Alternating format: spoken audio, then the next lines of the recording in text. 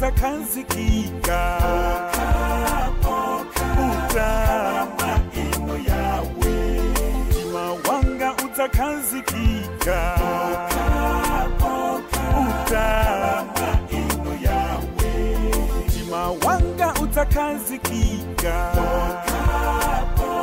utama ino yawe mtima wanga utakanzikika utama ino yawe kautamudanilenga chifukwa kainunoka kautamudandipanga kamba kainunoka ndifunafuna chimwemwe mainu yawe ndisakasaka ntendere mainu yawe muntu nankondetsetsa uma akumudwitsa nane ndinadzikonda amayikalanga sindikutira ata ngabe kupelewera mwainonoka chauta dzakazikika mtima wanga udzakanzikika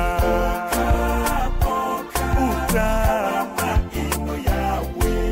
mtima wanga udzakanzikika utama ino yawe mtima wanga udzakanzikika utama ino yawe mtima wanga udzakanzikika utama ino yawe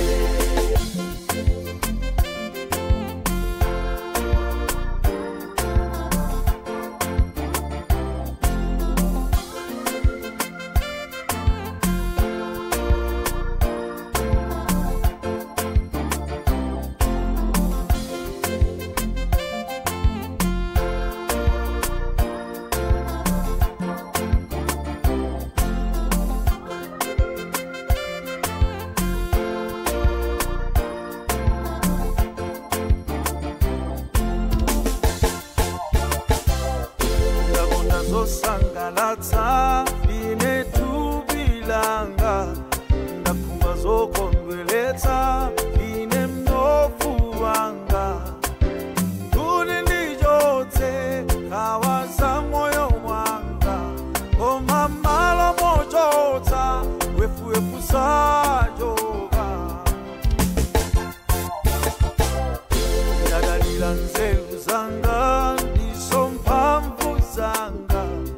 ndaisa kudziteteza ndichuma chochuluka koma matenda ndifa zindikumbutsa kudalira inu chauta wandipatsa chimwemwe chosatha mtima wanga udzakanzikika utama ino yawe mtima wanga udzakanzikika